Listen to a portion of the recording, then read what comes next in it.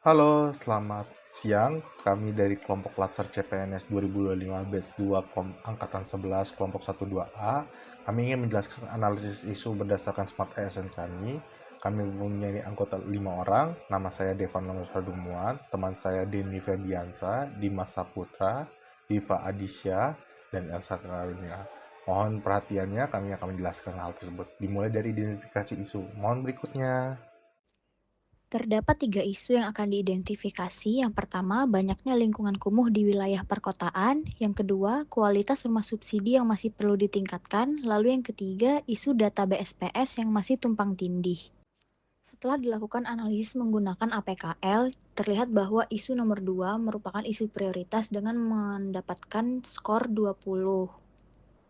Kualitas rumah subsidi yang masih perlu ditingkatkan merupakan isu prioritas karena yang pertama menyentuh rakyat berpenghasilan rendah atau MBR secara langsung, yang kedua hak atas dasar hunian layak itu merupakan kewajiban hukum, yang ketiga skala penerimaan yang besar, lalu beban ekonomi jangka panjang untuk penerima, ketidakefisiensi penggunaan anggaran dan nilai program, dampaknya cepat untuk merusak citra pemerintah dan menurunkan kepercayaan publik, pencapaian target program dengan mengorbankan kualitas, lalu yang terakhir bisa segera diperbaiki tanpa menunggu program jangka panjang lainnya.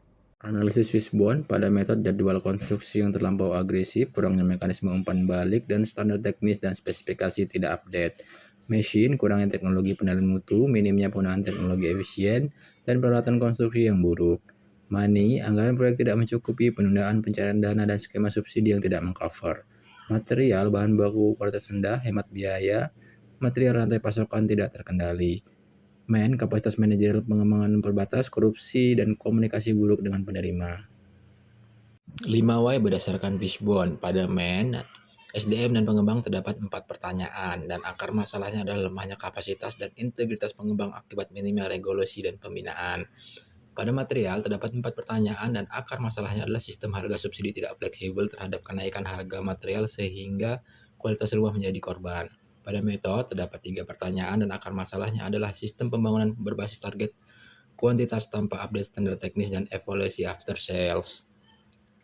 Selanjutnya, permasalahan dari aspek money di mana skema subsidi hanya cover pembangunan, tidak termasuk quality assurance.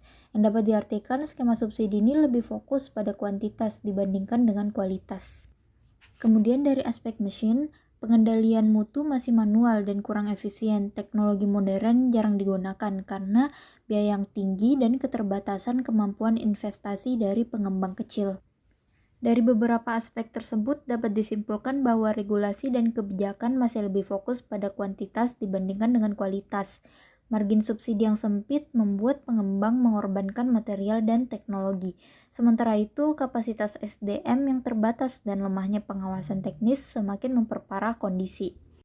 Hal-hal tersebut dapat memunculkan potensi konflik kepentingan antara pengembang, pemerintah, dan masyarakat. Untuk mengatasinya, diperlukan transparansi melalui dashboard digital. Selain itu, perlu juga kontrak berbasis kualitas, sertifikasi tenaga kerja, forum kolaborasi multipihak, dan pengawasan independen. Dengan langkah ini, konflik dapat dikelola menjadi sinergi untuk bersama-sama meningkatkan kualitas rumah subsidi. Output berdasarkan Smart ASN. Pertama, integritas. Terapkan kode etik yang tegas dalam setiap tahap pembangunan. Kedua, nasionalisme. Libatkan rasa tanggung jawab bahwa rumah subsidi adalah untuk rakyat kecil. Tiga, profesionalisme. Meningkatkan kapasitas dalam pengawasan teknis. Empat, berwawasan global. Mengadopsi praktik terbaik dari negara lain tentang affordable housing. Lima, hospitality. Membuka kanal pengaduan masyarakat. Enam, penguasaan teknologi. Membuat dashboard digital mutu rumah subsidi. Tujuh, bahasa asing. Menerjemahkan panduan teknis dan praktis internasional ke dalam regulasi nasional. 8. Kewirausahaan, mengembangkan model inovasi pembiayaan. Selanjutnya, output gagasan kreatif yang dapat diterapkan. Pertama, pembuatan HHQA Digital Platform. Kedua, sertifikasi tukang dan supplier. 3. EduHost Program. 4. Desain rumah subsidi alternatif. 5. Penyusunan regulasi teknis rumah subsidi. 6. Skema garansi dan retensi pembayaran. Garansi mutu minimal 1 hingga 2 tahun. 7. Prefabrikasi dan modular untuk komponen kritis. Ya, saya akan menjelaskan kesimpulan dari tugas kami. Kualitas rumah subsidi menuntut perhatian serius karena menyangkut hak dasar masyarakat berpenghasilan rendah atas hunian layak.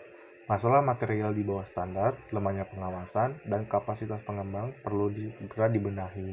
Dengan Smart ASN, solusi ditawarkan melalui integritas, profesionalisme, dan pemanfaatan teknologi digital disertai kolaborasi lintas pemangku kepentingan.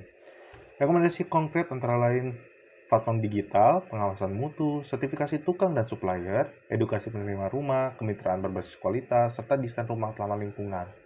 Langkah ini tidak hanya memenuhi kebutuhan MBR, tapi juga memperkuat citra pemerintah, memastikan efektif anggaran, dan menghadirkan tata kelola modern yang berorientasi pelayanan publik.